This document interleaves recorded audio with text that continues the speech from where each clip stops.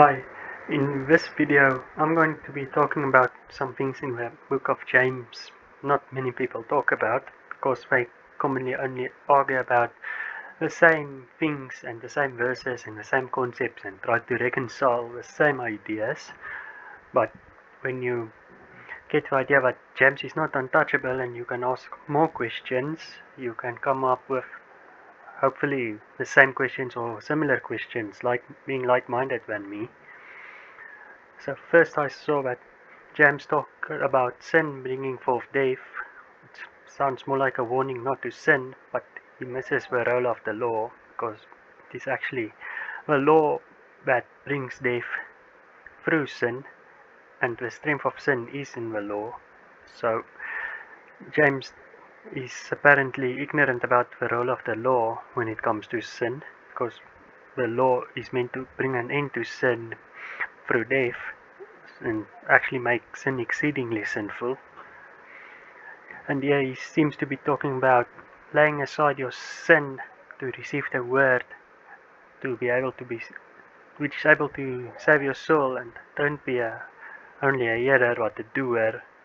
So okay, if this is not works righteousness and man's own righteousness, you must ask yourself, what word? Receive doers of what word? And do it how? And how was this linked to a finished work of Jesus Christ? And how does this link to the gospel? Maybe it's not supposed to. Maybe it's supposed to linking toward being profitable unto men, which is able to save your own souls somehow.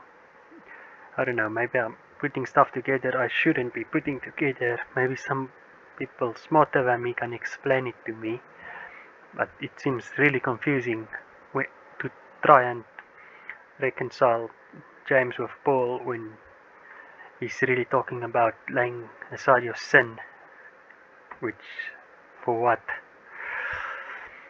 And when James talk about this, his famous law of liberty, supposed to not look in the law of liberty and see yourself and see what you need to correct about yourself, and don't only see it and forget to do it, but do the work to. So what exactly is this law of liberty? Is this the same as the royal law he's talking about later? Does it say that when you look in the law of liberty, you see yourself crucified with Christ, but yet you live, and you live by the faith of Christ who gave himself for you? It doesn't sound like that. And again, how does this link to the gospel? How is this complementary to the gospel? How is this a good addition to the gospel? So it's very actually ambiguous what the law of liberty is. Now, there's actually a YouTube channel, The Law of Liberty, but yeah, I think they like the term liberty, and you see there's a law of liberty, but yeah, what exactly is the law of liberty? Nobody seems to be explaining that. Maybe somebody listening to this can tell me clearly from scripture. And then here's where James talk about fulfilling the royal law, which is thou shalt love thy neighbor as thyself, which is actually the moral law. And when Jesus talked about that, loving God and loving your neighbor, he said, on these two commandments hang all the law and the prophets. So it shows that our sin problem is that we don't have the love of God in us, and when we have the love of God in us, we don't need a list of commandments and ordinances and don't do this, because we will just do it out of love. So if he's not talking about works of righteousness and the moral law, what is he talking about? It seems to me he's talking about works of righteousness when he's talking about visit the fatherless and widows and evictions and keep yourself unspotted from the world. Like, unspotted from the world how? Through false doctrines?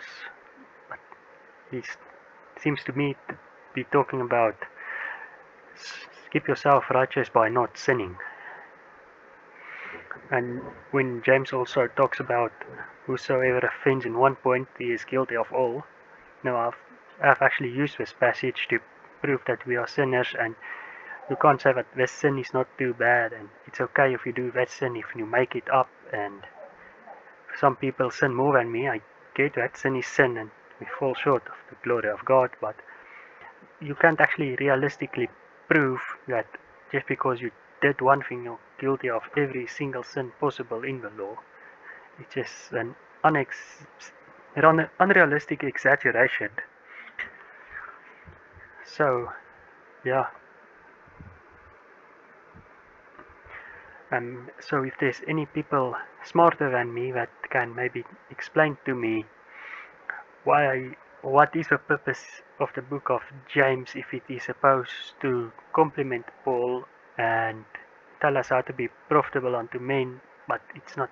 It's apart from the finished work of Jesus Christ and dividing the truth to see error. It's more about you needing to abstain from sins. So yeah, I'm actually thankful we don't only have the book of James, we also have the books of Paul and his revelation, because if we only had the book of James it would be very ambiguous to say how we are not supposed to save ourselves through trying to keep the law, which all of humanity failed in all of humanity's history so far. So, hope this makes you think. Goodbye.